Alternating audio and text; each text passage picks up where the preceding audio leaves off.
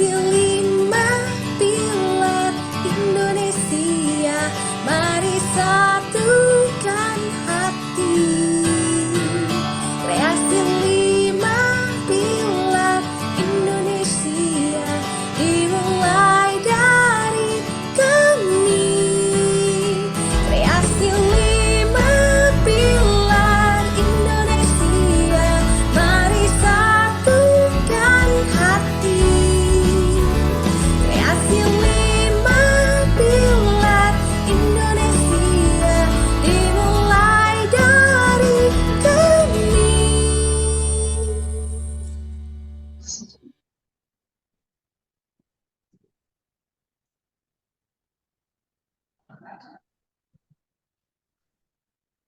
Pak Nandang udah masuk. Pak ada Bunda Assalamualaikum Pak warahmatullahi Azmi wabarakatuh. aja, ada Pak Azmi dah sementara.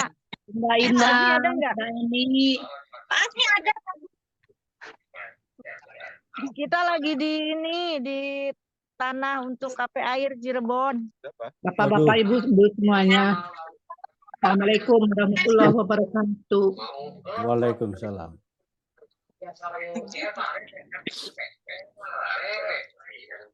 Nangis. Gedung garam merah.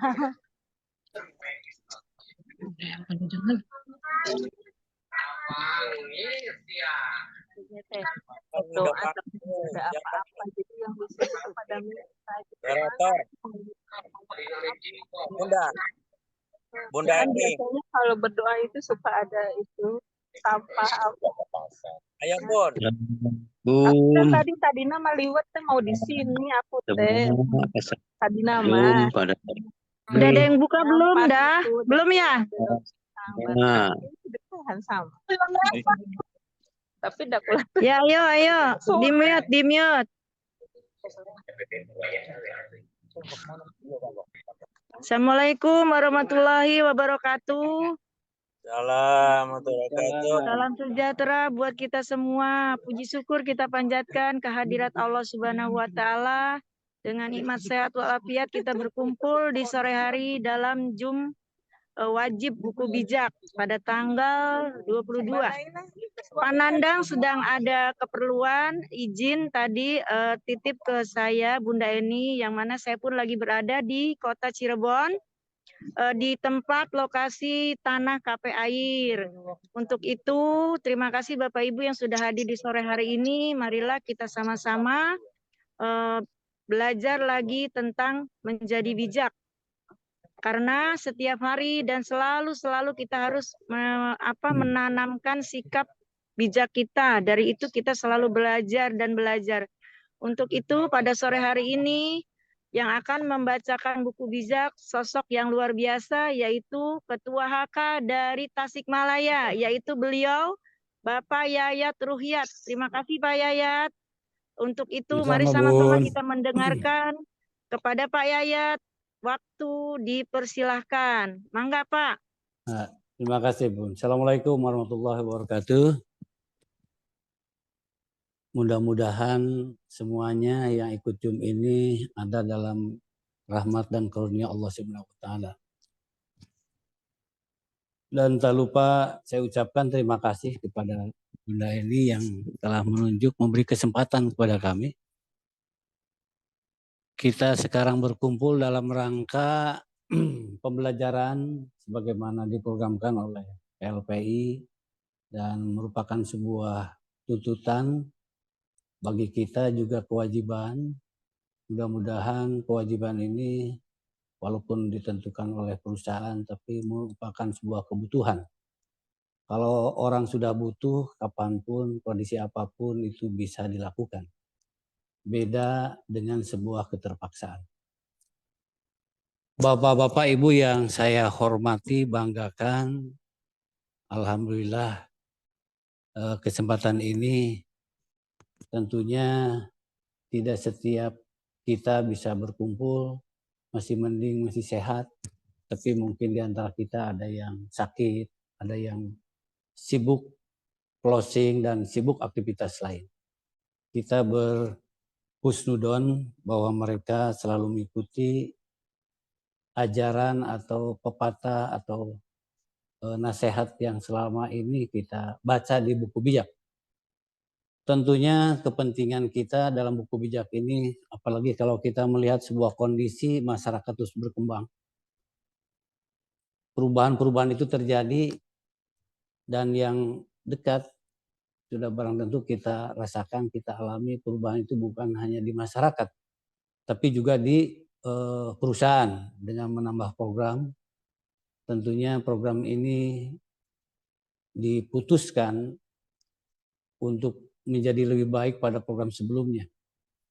Ini merupakan sebuah tantangan bagi kita bagaimana kita menyikapi dua aplikasi program ini, kita sosialisasikan, memberikan sebuah kepahaman kepada mitra dan calon mitra. Sudah barang tentu ini bukan pekerjaan mudah, tapi tidak ada yang sulit kalau kita coba. Dan tentunya ini adalah sebuah tantangan bagi kita, bagaimana dua aplikasi ini disampaikan dengan seksama, dengan tuntas, sehingga tidak menyisakan sesuatu yang berdampak negatif kepada perusahaan itu sendiri. Kami percaya bapak-bapak, ibu-ibu yang hebat-hebat ini sudah punya strategi, dan apalagi tadi dengar ya, Pak Haji banyak itu closingnya bagus itu. Mudah-mudahan closingnya berkah dan berangkat dari sebuah kepahaman mereka. Hal yang kecil itu bisa terjadi ya. Ini saya dikit saja sebelum nanti pembacaan buku bijak. Tentu mengapa saya ada sebuah tekanan kata tuntas dalam pemahaman. Hal kecil itu bisa menjadi bumerang bagi kita. Contoh yang saya alami, ini mudah-mudahan tidak dialami di rekan-rekan semua. Dengan memudahkan sekali mengatakan pendaftaran di KLPI air itu 50.000. Padahal sebelumnya memang kita menekankan kepada yang mitra itu bahwa 50 itu belum tuntas gitu kan. Harusnya kan 200 gitu. Mereka berbondong-bondong ada yang daftar 50 sementara tidak tuntas dengan nomor 2-nya. Jadi ini hal yang jadi pelajaran bagi saya dan mungkin bagi yang lain bahwa sudah saja kita misalnya di air itu sudah 200 modal awalnya. Sehingga itu bebas. Kalau itu begitu juga nanti diombak barangkali 1,5 juta walaupun mungkin yang tadi 150 jadi sponsor atau yang 1 juta jadi sponsor. Kalau kita hanya mengumbar 50.000, 500.000 tanpa tuntas dengan kepahaman, maka itu akan berbalik pada kita. Saya percaya hal itu bapak-bapak dan ibu yang hebat-hebat ini sudah menganalisa hal-hal yang demikian. Baik Bapak Ibu, kesempatan ini saya diberi tugas tanggal 23, sebagaimana tadi dikemukakan. Saya akan bacakan buku bijak ini. Nanti kalau ada waktu kita dipakai diskusi oleh siapapun. Yang penting dalam koridor bagaimana kita menjadi bijak, khususnya pengalaman-pengalaman kita dan yang akan dilakukan oleh kita dalam konteks memajukan, mengembangkan usaha di KLPI. Baik, bismillahirrahmanirrahim. Lihat Bapak Ibu yang untuk cover pertama sebagai acuan utama dari buku bijak. Pemimpin yang hebat belum tentu bijak. Pemimpin bijak pasti hebat. Ini untuk kriteria kita karena kita pun adalah sebagai pemimpin. Minimal pemimpin diri sendiri, keluarga, juga para mitra. Ciri pemimpin bijak di sini dikemukakan beberapa poin, tentunya berkaitan dengan cara berpikir, kemudian dalam menata hati, emosi, sehingga timbul kepedulian sosial. Dan itu memang yang diharapkan. Satu, yaitu berlari dengan tujuan. Tentu ada tujuan yang ingin dicapai, target yang jelas. Target ini bisa dicapai kalau dia punya dorongan atau motivasi untuk mencapainya. Tidak sedikit kita ingin mencapai sebuah tujuan, namun dorongannya lemah. Mungkin ini faktor karena ketidakmampuan, satu dalam penguasaan, yang kedua karena tidak kuatnya tujuan itu. Yang kedua tidak bertinju sembarangan. Dalam arti bertindak, berucap, bersikap kita cenderung ke sana bahwa apapun yang akan kita lakukan, apapun yang akan kita putuskan, apalagi menyangkut orang lain, itu perlu dipikirkan secara matang. Tentunya ini kita akan lihat dengan siapa, dengan cara apa kita bicara kepada mitra kita misalnya kalau dalam kaitan ini, atau dalam kehidupan sehari-hari. Tentunya ini menunjukkan bahwa orang bersikap itu akan menentukan pribadinya. Yang ketiga, kemampuan untuk menjadi orang bijak ini adalah tentu harus melalui pembelajaran pelatihan. Seorang pemimpin tidak akan sekonyong-konyong jadi bijak kalau dia tidak mengupdate diri, tidak banyak baca pengalaman, baca tentang pengetahuan, atau bahkan sharing dengan yang lain. Intinya selalu melatih diri ini, selalu menerima, mendengarkan masukan orang lain yang bisa dijadikan sebuah pembelajaran bagi kita. Nah, dalam konteks ini pun kita saat ini dalam rangka itu. Perlombaan kita bukanlah lomba lari cepat. Nah, ini sebetulnya apakah ini nanti direvisi apa tidak? Mungkin lari cepat apa lari sekarang ini lomba itu jarak dekat gitu kan ya. Mungkin lari cepat dalam arti program airnya sehingga ini dalam konteks air yang sudah barang tentu kita tahu bahwa di air itu bukan lari cepat gitu. Karena memang di sini sudah terlihat secara sepintas KPS-nya 88.000 orang gitu. Kemudian pendaftarannya kecil gitu. Sudah barang tentu ini terjadi. Walaupun demikian barangkali dengan teknik dan keputusan dari perusahaan bagaimana air ini bisa cepat tercapai sesuai visi misinya, maka perusahaan mengambil sebuah kebijakan yang menurut perusahaan itu tepat dan menjokong. Jadi untuk kita sebagai mitra Samina wa Ta'ona ikuti saja, nanti pun kita akan buktikan gitu kan.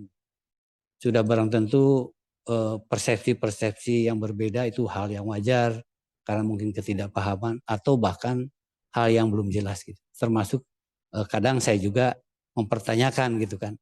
Ini walaupun saya sudah daftar ini bagaimana ini? Terutama ini saya menyorotinya, menyikapinya dari aspek tentang transaksinya gitu kan.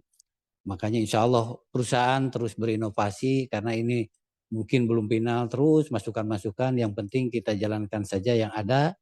Nanti pun perusahaan tidak akan diam di mana aspek transaksinya sebagaimana visi misi KLPI. Dan bukan berbicara tentang hasil tapi proses juga. Itu mungkin oleh perusahaan nanti diperhatikan. Di sini ada sebuah pesan bahwa kita bergerak tidak seperti minuman bersoda, kadang cepat lalu diam. Mungkin ini adalah stabilitas emosi di mana kalau kita sudah sadar bahwa kita enjoy saja, jalani saja dengan kemampuan berpikir yang optimal, beraktivitas, menyampaikan secara optimal kepada mereka, menduplikasi pemahaman kita kepada calon mitra, masalah hasil nanti juga bisa mengikuti. Cara jaga stamina, satu, andalkan Tuhan. Jelas Tuhan segalanya, Tuhan sandaran kita. Kita tidak punya kuasa, tidak punya kekuatan selain bersandar. Kadang dalam kondisi kita merasa fit, merasa tahu, ternyata itu sebetulnya masih jauh. Ketenangan itu bila istilahnya tidak mengandalkan Tuhan dalam sebuah aktivitas. Semua yakin kita sebagai manusia yang beragama, meyakini apapun itu adalah atas ketentuan kehendak Tuhan sendiri, Allah Subhanahu wa Ta'ala. Jadi tidak ada yang perlu dijengkelkan apa yang terjadi. Tidak perlu ada yang dikhawatirkan apa yang akan datang. Jalani saja karena waktu kita yang dihadapi sebetulnya adalah hanya 24 jam dalam sehari. Tidak, jangan terlalu jauh bagaimana setelah esok hari segala macam. Tapi masa lalu mungkin jadikan pembelajaran, pertanggungjawaban untuk dijadikan beraktivitas hari ini yang lebih baik. Doakan goal, strategi, dan tim. Begitu juga doakan leader dari PT KLPI, dari tim manajemen, dari semua yang ada di perusahaan, para kane juga, dan para mitra. Kita tidak tahu doa siapa yang akan dikabul. Dari lidah siapa doa itu akan dikabul. Mungkin dari doa mitra kita, dari teman kita, atau dari leader itu sendiri. Oleh karenanya mudah-mudahan kalau kita saling mendoakan, kita pun bagian dari kita keluarga besar KLPI. Kemudian keempat, percayalah perusahaan. Tadi saya katakan apapun yang ditentukan oleh perusahaan, samina wa atona ikuti. Dengarkan, jalankan, ikuti. Sudah barang tentu tidak berarti bahwa kita pun tidak diam memberikan masukan-masukan kalau memang itu perlu. Kalau dia nggak perlu, masukan saja nggak apa-apa. Mungkin masukan kita ini akibat ketidakpahaman kita, segala macam hal-hal yang wajar. Kalau kita ada sesuatu yang kurang jelas, yang kurang dimengerti, itu baik sebetulnya disampaikan. Tapi bagaimana cara menyampaikannya, di paruh mana kita menyampaikannya. Memang tidak setiap tempat kita bisa sampaikan, karena ingat bahwa setiap aktivitas kita di Zoom itu kadang di-upload gitu kan, di-upload di YouTube. Oleh karenanya kepada rekan-rekan, kalaupun itu ada yang diusulkan untuk perbaikan segala macam, itu sudah jelas itu dibutuhkan sebetulnya bagi perusahaan. Kemudian percaya sistem ada dua ya, kita nanti di ombak, kemudian di air. Tapi yang jelas misi yang punya visi misi awal itu sebetulnya air. Ombak itu adalah pendukung. Oleh karenanya kita nanti lebih bijak bagaimana sistem air ini disampaikan. Sehingga walaupun ada sebuah tadi mereka punya mindset di mitra ini adalah apa istilahnya ingin pragmatis gitu. Mindsetnya ingin cepat menghasilkan, tapi mungkin bisa disikapi dengan sistem yang lain itu aplikasi air itu sendiri. Jadi intinya two in one gitu. Kemudian percaya leader pasti apapun yang akan terjadi mereka yang lebih dulu. Saya yakin bahwa leader istilahnya tidak akan punya maksud saya tidak punya sebuah niat yang tidak baik gitu. Makanya ini percaya kepada leader, ikuti prosedur. Sepanjang kita ikuti prosedur perusahaan, sudah barang tentu kita tidak akan kesasar gitu. Walaupun prosedur itu mungkin nanti di dalam prakteknya bagaimana kita mengolahnya, mengkolaborasi dalam kondisi lingkungan nyata yang kita hadapi. Seperti halnya tadi, ini prosedur ketentuan daftar 50, begitu saja malang-malang 50 tidak tuntas dan dibiarkan, nah itu akan jadi bumerang. Nah kita olah kembali, maka itu misalnya jadi 200 misalnya, itu hak. Contoh sepele lah gitu. Yang selanjutnya komitmen. Komitmen artinya ada sebuah apa istilahnya tekad hati ya, keyakinan hati bahwa kita akan selamanya dengan PLP. Saya yakin bahwa semua mitra di sini itu sudah komitmen. Sudah komitmen karena apa indikator komitmen, dia tidak menjalankan bisnis lain yang sejenis gitu dengan KLPI.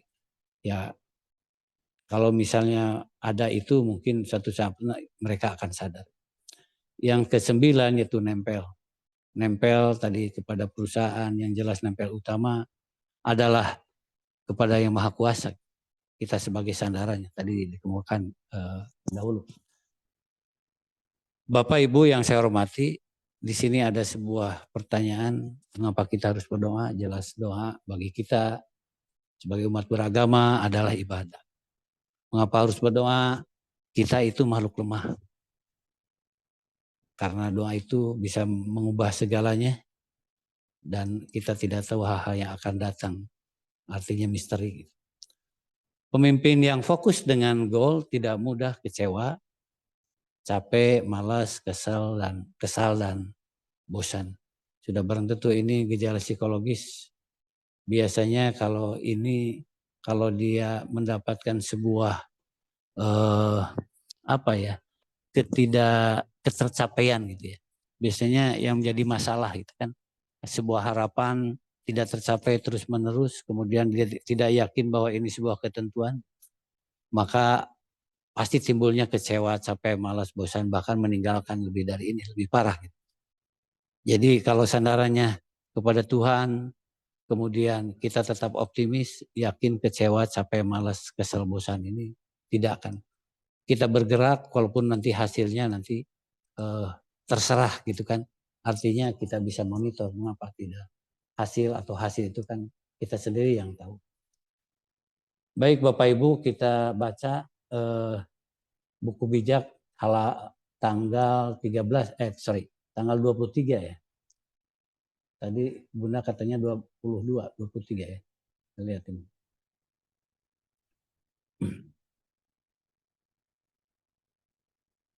Nah, buku bijak tanggal 23. Jika engkau duduk makan dengan seorang pembesar, ingatlah siapa dia. Ini mengisyaratkan kepada kita bahwa kita ini harus tahu diri. Gitu. Harus tahu diri, artinya ini pembesar di sini bisa saja pimpinan, orang tua, atau teman yang lain. Jadi apapun kondisi kita bersama orang lain, maka kita harus menyikapinya dalam hal bersikap,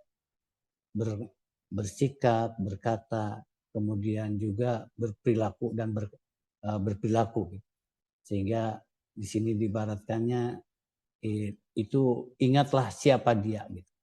Artinya kita itu tidak menunjukkan sikap-sikap yang angkuh yang tidak bijak.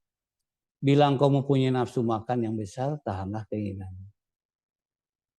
Ini menunjukkan bahwa seseorang yang punya ambisi terhadap harta ini, mungkin nafsu yang besar, tahanlah keinginan.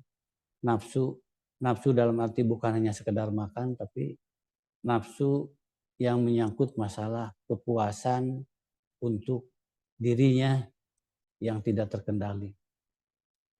Jangan rakus akan makanan enak yang dihidangkan barangkali.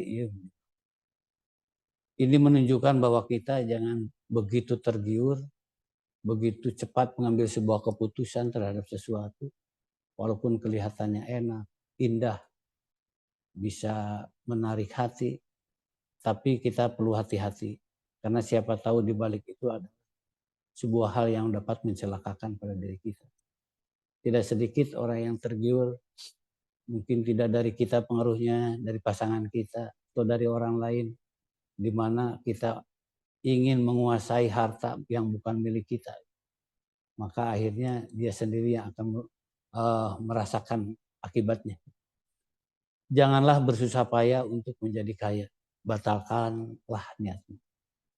Ini memang seolah kita melarang kaya. Ini yang dimaksud adalah kaya yang tidak punya niat baik.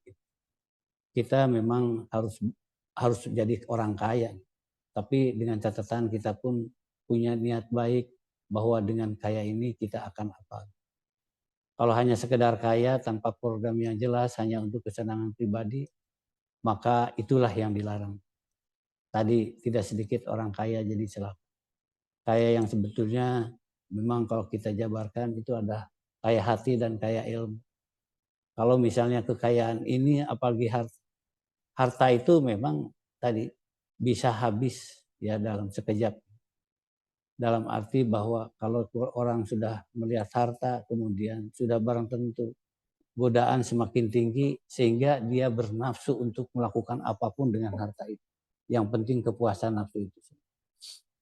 Ini sudah jelas bagi kita bahwa kita mencoba memperoleh harta itu dengan yang penuh berkah, dengan usaha. Kita tidak mengandalkan orang lain. Sebaik-baiknya mendapatkan harta itu adalah hasil keringat sendiri kan. Dan itu Bapak Ibu sudah tahu. Sekecil apapun karena bukan masalah banyaknya, tapi masalah keberkahan. Sudah barang tentu ini jadi patokan untuk kita sebagai umat yang beragama. Sebab dalam sekejap saja hartamu bisa lenyap, seolah ia bersayap dan terbang ke angkasa seperti burung raja. Betul, bahwa harta yang didapat dengan cara yang tidak baik itu akan hilang. Bahkan bukan hanya kepada harta, kepada jiwa pun bisa. Tentunya kita mengintrospeksi diri. Kadang kita pun kalau misalnya ada sebuah pengaruh yang kurang apa istilahnya mendukung terhadap fisik kita, ini bisa terjadi. Maaf, misalnya tadi saya sedikit, kadang-kadang kita kuat pasangan kita atau teman kita. Nah ini barangkali sebagai bekal kita tidak tertipu dengan pengumpulan kekayaan yang besar. Kemudian jangan makan bersama orang kikir. Jangan pula ingin akan makanan yang lezat. Orang kikir artinya jangan didekati. Orang kikir harus sebetulnya ini ada penyakit juga, penyakit jiwa.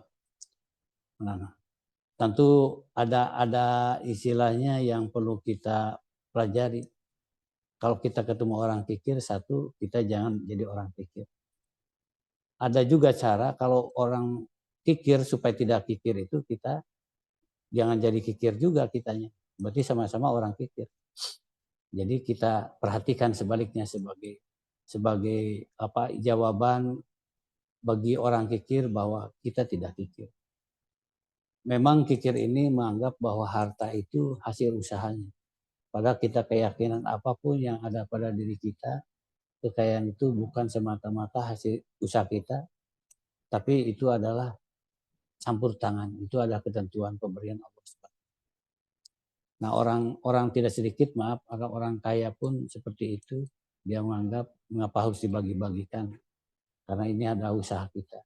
Harta-harta kita, dia bilang kan, kemudian usaha kita mengapa harus dibagi. Nah, kita meyakini sebagai umat beragama, apapun yang kita miliki, kalau bisa bermanfaat untuk orang lain, maka berikanlah kepada orang lain. Intinya kita itu harus sering senang berbagi. Harus senang berbagi di mana itu adalah diyakini yang akan menyelamatkan diri kita. Ia akan berkata, mari makan, silakan tambah. Padahal maksudnya bukan begitu. Ia bermulut manis, tapi hatinya lain. Ini menunjukkan sebuah sikap yang apa istilahnya tidak menunjukkan dengan hati sepenuhnya. Hanya basa-basi. Melakukan sesuatu tidak sepenuh hati. Memang seringkali bahasa Sundanya itu tawar gatrak. Gitu. Tawar gatrak gitu. Mau nawarkan tapi tidak sepenuh hati. Kalau dia betul-betul mengikuti tawar gatrak, itu akan kelabakan juga. Tapi bagi kita sebuah pembelajaran bahwa kita melakukan sesuatu harus dengan hati. Bukan hanya sekedar mulut, karena itu akan menyiksa diri kita juga. Kalau kita hanya di mulut, kemudian kita tidak melakukannya apa yang kita sarankan, itu akan menyiksa kita. Dan itu akan kembali pada diri.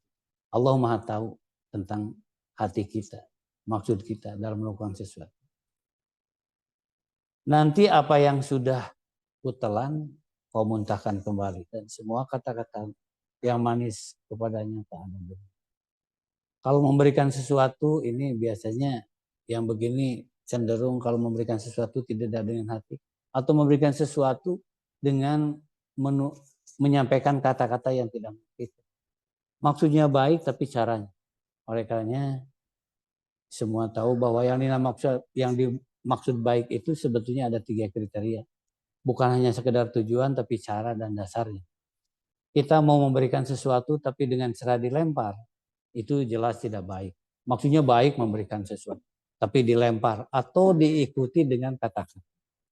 Itu lebih baik jangan melakukan kalau mau diikuti. Apapun yang kita lakukan. Biasanya dalam bahasa lain sambil melakukan membantu menggerutu. Menggerutuan itu akan menjadi kembali kepada diri kita. Kita pun nanti oleh orang lain akan seperti itu. Dan yang jelas bahwa keyakinan melakukan sesuatu dengan tidak ikhlas. Hal yang nyata misalnya kita diundang oleh kelompok tertentu untuk sosialisasi KLPI. Ada 10 orang. Semuanya tidak ada yang closing, kita menggerutu, jangan. Biarkan saja. Ya, di sana barangkali ujian. Jauh-jauh hujan-hujanan. Satu pun tidak ada yang closing, gak apa-apa. Gak apa-apa. Mungkin karena takdirnya seperti itu. Mungkin kita analisa mengapa mereka mungkin tidak punya uang, bukan tidak paham gitu kan. Tidak punya uang, mungkin bukan saat ini gitu. Nah, itu adalah sebagai tabungan. Semua sosialisasi yang dilakukan walaupun timbal baliknya tidak ada yang closing, ini sebuah tabungan bagi kita. Allah akan ganti. Allah akan ganti dengan cara lain. Kalau kita meyakini melakukan bidang A, jangan selalu berharap dari bidang A. Mungkin dari B, C, D, E itu Tuhan. Karena kita meyakini ada sebuah keterangan kan. Siapa yang punya niat baik, melakukan baik, satu kebaikan, maka akan dibukakan 10 kebaikan yang lainnya. Dengan cara Allah sendiri. Dan sebaliknya kalau kita melakukan sebuah kejelekan, maka Allah akan bukakan 10 kejelekan lagi. Untuk mudah melakukan kejelekan. Makanya harus selalu berniat baik, melakukan satu. Masalah nanti balasan dari manusia itu nomor sekian. Biar itu nanti Allah Maha tahu. Janganlah menasihati orang bodoh. Dia tidak akan menghargai nasihat. Jangan sekali-kali memindahkan batas tanah warisan atau mengambil tanah kepunyaan yatim piatu. Menasihati orang-orang bodoh-bodoh mungkin yang malas, yang barangkali tidak bisa mendengarkan nasihat segala macam. Karena kalau dipaksakan itu menghabiskan waktu. Biarkan dia harus merasakan sendiri akibat dari kemalasan itu sendiri. Dan itu mungkin yang lebih tepatnya tidak berarti bahwa kita tidak menghargai gitu. Sebab apapun, apalagi sebagai manusia, jangankan manusia. Justru di satu sisi kalau dia tahu tidak tahu, kalau dia tahu dia malas, mungkin ini sebuah kewajiban panggilan kita juga untuk memberikan tahu atau memberitahu untuk menasehati. Janganlah sekali-kali memindahkan batas tanah. Ini memang sebuah sikap yang jahat sebetulnya ini. Batas tanah, warisan tanah. Kalau kita bicara warisan ini kan orang tua yang kerja gitu kan. Orang tua yang kerja, dia hanya apa istilahnya, menerima enaknya gitu. Harusnya berpikir. Nah, tidak sedikit memang tentang warisan ini menjadi apa istilah bencana bagi keluarga gara-gara warisan. Batas tanah warisan. Apalagi memilikinya gitu kan. Apalagi ini yang menyangkut yatim piatu. Ada sebuah keterangan gitu. Kalau kita melihat seseorang yang paling jelek gitu kan, lihatlah saat dia membagian warisan gitu. Jadi sekali lagi saya percaya ini mungkin sebagai bahan kita saja kepada anak kita yang sampai terjadi. Kalau melihat kejahatan yang manusia itu sebetulnya lihatlah saat dia dibagi warisan. Bagaimana dia menguasai tentang warisan itu sementara yang lainnya disingkirkan. Maka ini sebaik-baiknya tentang warisan ini serahkan kepada tugasnya dan kepada aturan yang benar gitu kan. Itu laki-laki 2 bagian gitu kan, wanita 1 bagian. Menerima saja. Sebab itu siapa tahu walaupun ingin lebih dari itu keberkahannya tidak akan terjadi. Nah, di sini ditambah lagi kita mengambil tanah kepunyaan yatim piatu, lebih parah. Sudah yatim piatu kemudian kita ambil haknya. Itu sebetulnya bukan hanya sekedar harta gitu, tapi juga kebebasan, perhatian gitu. Tidak sedikit kita mungkin suka lupa gitu kan di antara kita. Memang yang baik itu kita punya catatan anak yatim gitu kan setiap sehingga kita tahu kalau ada rezeki kita ingat terus. Catatan anak yatim di sekitar kita itu harus tahu sehingga kalau ada rezeki sedikit pun kita tahu kepada mereka. Sebab Tuhan adalah pembela yang kuat, dialah yang membela mereka. Betul. Kalau kita istilahnya bukan mengkhianati ya, memberdayakan jahat kepada yang lemah, maka hanya Allah yang akan membalasnya. Justru kita harus takut bahwa doa kaum lemah, orang-orang lemah gitu, secara materi, lemah mungkin dalam hal yang lain gitu kan, kebebasan segala macam. Maka doanya itu akan akan dikabulkan oleh Allah SWT. Makanya hati-hati. kapanpun, siapapun, apalagi itu saudara, orang lemah ini jangan dibiarkan. Jangan sampai menyakiti. Walaupun kita tidak bisa memberi, minimal membesarkan hati, minimal ada perhatian. Karena membagian orang tidak selamanya dibenci. Jadi ingat bahwa menyakiti siapapun, saya mungkin tambahkan bukan hanya manusia, tapi binatang pun yakin itu Allah akan membalas. Bahkan saya pernah teringat sebuah film dulu waktu kecil melihat Wali Songo. Dia Wali Songo, salah seorang Wali Songo di film itu jatuh, terpleset, kemudian waktu jatuh dia mengambil rumput sampai rumput itu tercabut gitu kan. Gitu. Dia istighfar, mohon ampun kepada Allah karena mengapa? Dia telah memutuskan bahwa kehidupan dari rumput itu sendiri gitu, tanaman itu sendiri. Begitu apiknya beliau. Nah itu barangkali untuk tingkatan wali kita pun bisa menirunya gitu. Karena makhluk ini semuanya berzikir. Selanjutnya perhatikanlah ajaran gurumu dan belajarlah sebanyak mungkin. Ini sebuah pepatah bagi kita bahwa siapapun pada orang tua, mungkin konteksnya bukan hanya guru di kelas, guru di sekolah, tapi mereka yang memberikan saran yang baik, khusus di KLPI ini para leader, para manajemen, ini jelas harus diperhatikan dan harus belajar dari orang para kane di sini yang sudah pengalaman. Tentunya ini ada sebagai guru juga yang perlu diperhatikan pengalaman-pengalaman. Janganlah segan-segan mendidik anakmu jika engkau memukul dia dengan rotan, ya dia tak akan mati. Maksudnya cara mendidik mungkin bukan berupa fisik, tapi bagaimana dia meluruskan, membimbing sehingga mereka paham. Mendidik tidak selamanya dengan fisik, walaupun dengan fisik dibolehkan, tapi tidak menjadi cedera. Memang di agama sampai Islam kakinya lah, tidak sampai kaki itu pun barangkali sebagai perhatian, bukan marahnya dilandasi dengan kasih sayang, bukan marah dengan emosi. Tidak sedikit kita tidak sadar akibat perilaku anak yang apa istilahnya kurang sesuai dengan harapan orang tua. Kadang ada orang tua yang begitu memukul anak dengan nafsu tanpa sadar akibat. Bagi kita tidak semacam. Hanya doa yang bisa meluluhkan bahwa hati anak itu sendiri dengan kata-kata yang lebih bijak. Anakku, aku senang sekali kalau engkau bijak. Ini sebuah harapan.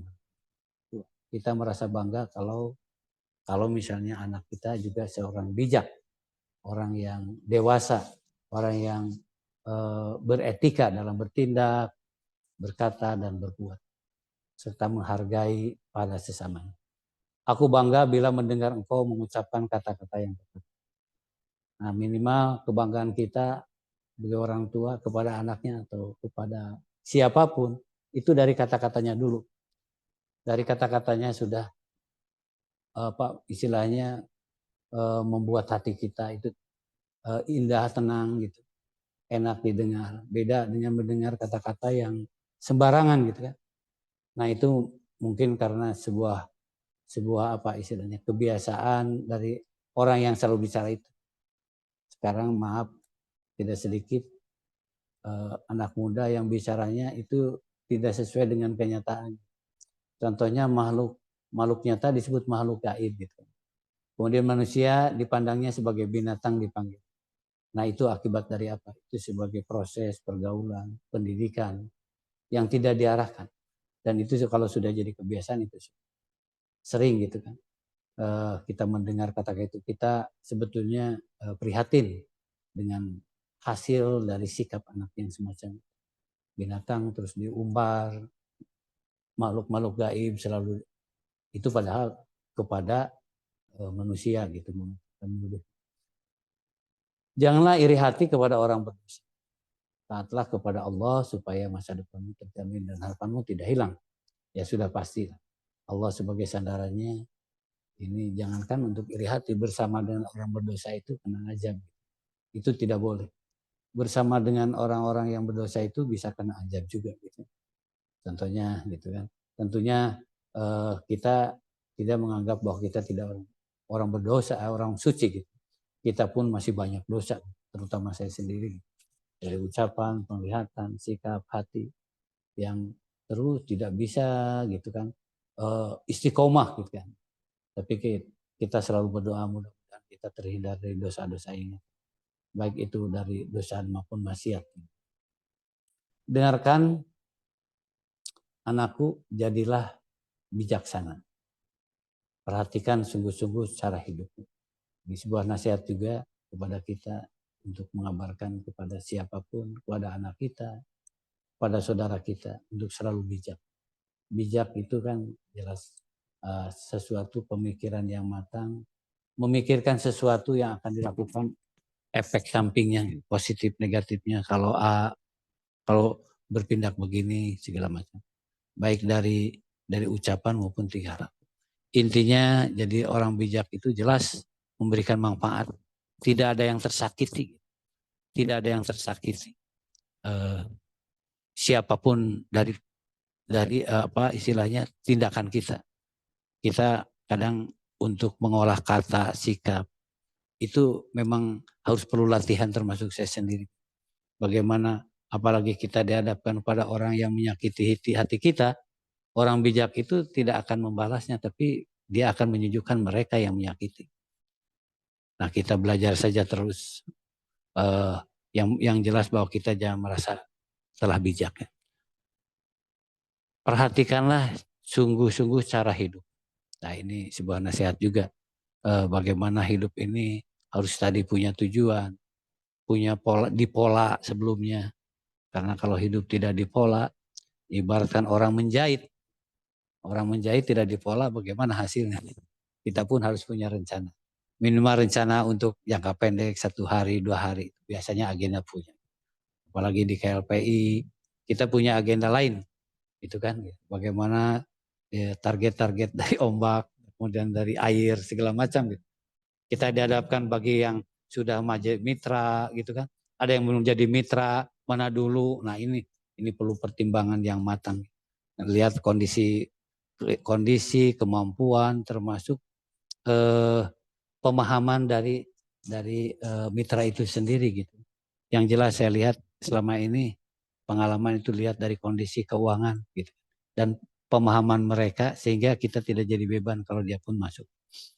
Jangan bergaul dengan orang pemabuk atau orang rakus sebab mereka akan menjadi miskin. Jika engkau tidur saja, maka tak lama lagi engkau akan berpakaian compang-camping. Ini sebuah nasihat bahwa kita bergaul dengan orang. Alhamdulillah pada kesempatan ini saya bisa bertemu lewat Zoom dengan orang-orang baik, orang-orang soleh gitu. Mudah-mudahan doa-doanya kita bisa saling menerima, saling mendoakan. Mudah-mudahan kita bertemu bukan pada saat Zoom saja, tapi nanti dia yaumul qiyamah ya gitu. Saya yakin ini orang-orang soleh, orang-orang yang berbaik hati. Saya hanya satu saja kriterianya. Kalau orang peduli sama orang lain, itu sudah baik. Itu sudah apa istilahnya? Sudah tidak dikatakan lagi bahwa itu dah peduli orang lain, nasib orang lain. Karena puncaknya takwa itu peduli pada orang lain gitu kan. Apapun hablum minallah dia bagus, hablum minallahnya tidak bagus. Apalagi memberikan bekal masa depan, keluarganya, hidupnya, airnya, perutnya, makannya. Nah kita kalau perjuangkan insya Allah itu jadi amal bagi kita. Jadi amal jariah. Taatilah ayahmu sebab tanpa dia engkau tidak ada. Apalagi ibumu sudah tua. Tunjukkanlah bahwa engkau menghargai dia. Sedikit lagi. Tentu ini adalah sebagai ungkapan terima kasih kepada orang tua. Dan memang harus selalu kita berterima kasih, mendoakan. Tentunya kita kadang lupa. Orang tua sudah meninggal kita lupa. Padahal tidak. Kita catat, tidak catat. Kita apa saja yang kita lakukan, tekankan saja bahwa itu mudah-mudahan pahalanya bagi orang tua. Tentu ini ada semua saya yakin bahwa ini sudah paham gitu. Tapi mungkin ini hanya penguatan saja bahwa orang tua perhatikan. Ajaran yang benar, hikmah, didikan, pengertian-pengertian itu patut dibeli tetapi tidak menghargai untuk itu. Ya betul. Hikmah, pendidikan, pengetahuan, pemahaman itu tidak ternilai harganya, tidak bisa dijual. Itu dengan usaha, tapi itu juga dengan rahmat karunia Allah Subhanahu wa taala. Seorang ayah akan gembira kalau anaknya mempunyai budi pekerti yang baik, akan bangga anaknya bijaksana. Seperti tadi, kebanggaan kita berbuat baik, melakukan yang terbaik, orang tua merasa bahagia, orang tua juga insya Allah bagi yang sudah ini adalah merasakan manfaatnya dari apa yang kita lakukan. Gitu. Yang jelas bahwa kita menjalankan itu dengan ikhlas, bukan karena orang lain. Perhatikan baik-baik dan contohilah hidupku, anakku. Ya, itu orang tua menjadi tauladan dari bersikap, berkata, berbuat. Itu baik dari cara ibadahnya juga sama. Dalam mendekatkan diri pada Tuhannya, jadi contoh anak-anaknya. Saya akan cepatkan Ibu karena waktu. Perempuan nakal, melacur dan merangkap berbahaya. Mereka menghadang seperti perampok dan membuat banyak laki-laki berzina. Tahukah engkau apa yang akan yang terjadi pada orang yang minum anggur terlalu banyak dan sering mengecap minuman keras? Orang itu sengsara dan menderita. Ia selalu bertengkar dan mengeluh. Matanya merah dan badannya luka-luka padahal semuanya itu dapat dihindarinya. Nah ini perbuatan-perbuatan maksiat ya, yang menyebut mabuk ya. Saya yakin Bapak-Bapak Ibu sudah paham dan akan menghindari itu. Tapi kalau mungkin di sebagian Bapak Ibu juga ada yang suka mabuk ya, tapi mabuk kendaraan barangkali. Termasuk saya suka mabuk Bu. Kalau lagi sakit naik kendaraan. Janganlah membiarkan anggur menggodamu. Warnanya sangat menarik dan nampaknya berkilauan dalam gelas. Mengalir masuk dengan nikmat. Esok paginya engkau merasa seperti telah dipungut oleh.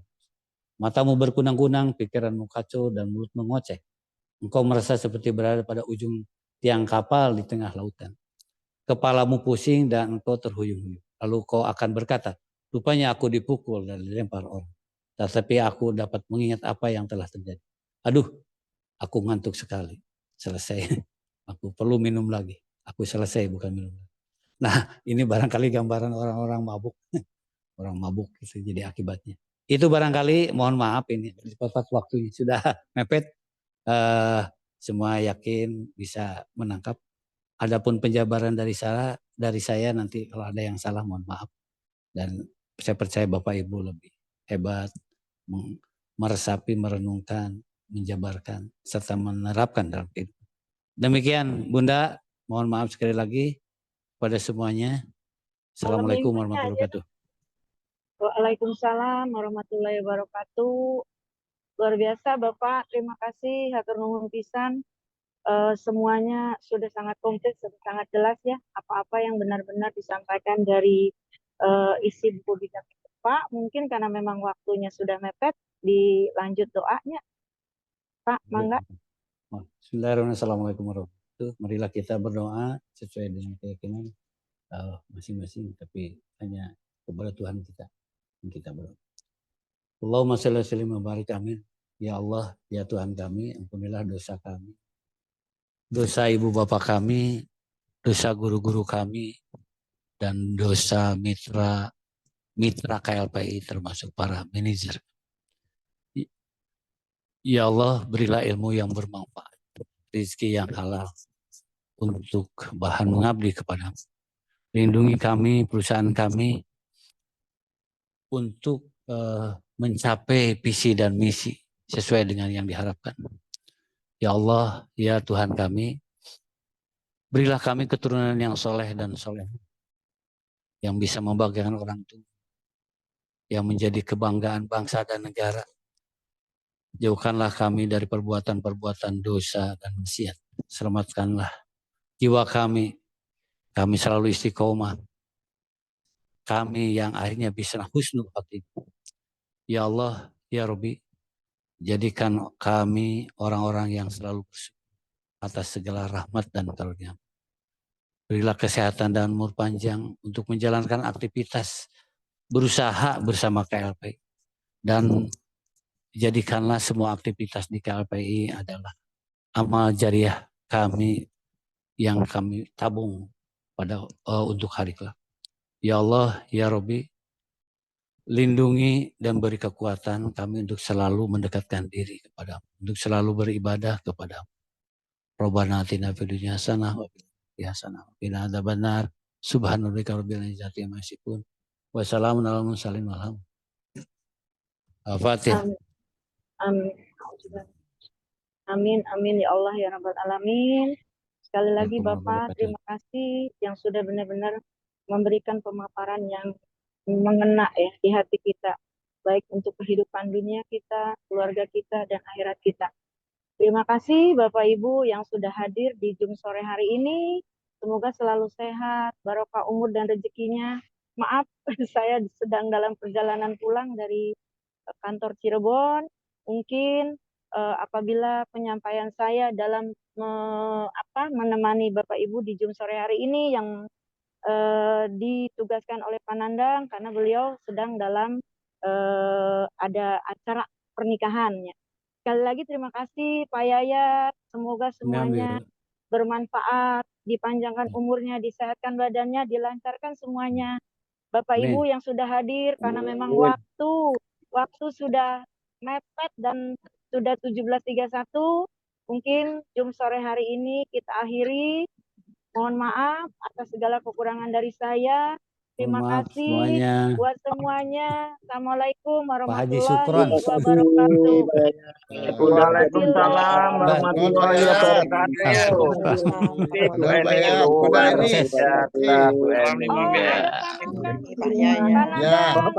Masuk di akhir. Pak Nanda. Terima kasih.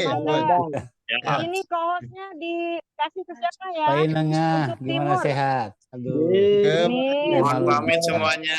Salam 5 miliar. Salam 5 miliar Pak Sukron. Siapa? Pak Asmen aja mungkin, Bun. Iya, Pak Asmen belum ada nih kayaknya. Udah ada tadi. Teman ada, Pak Asman. Oh iya ada Pak Asman. Iya siap. Ada. Iya. Mulai tadi. Bentar. Iya. Terima kasih ya Bapak Ibu, anak cucu semua yang sudah hadir. Bayat, Bun, bayat. Nah, sami-sami Pak. Apunten. Iya. Sudah ya, Pak Asman. Ya. Siap. Ya, Iya. tapi langsung izin pamit deh cepatnya. Iya. Ya, sama-sama. Siap. Ya, Izin Bangga. pamit ya semuanya. Terima kasih. Gantian saya tunggu. Iya. Iya, Assalamualaikum siap. warahmatullahi wabarakatuh. Saya mohon Waalaikumsalam warahmatullahi wabarakatuh. Ya, Mbak siap Linda, Pak. Waji. ada kegiatan pengajian ini. Pak Taman Azmi, Jadi, Pak Ya. ikuti Pak Asman. Pak Sun. Siap. Assalamualaikum. Saya undur diri dulu, Pak Asman. Iya. Selamat Ya, Pak. Terima kasih. Ya. Ya, Selamat saya berjuang. juga undur diri. Assalamualaikum warahmatullahi Pak Nanda. wabarakatuh. Waalaikumsalam warahmatullahi wabarakatuh.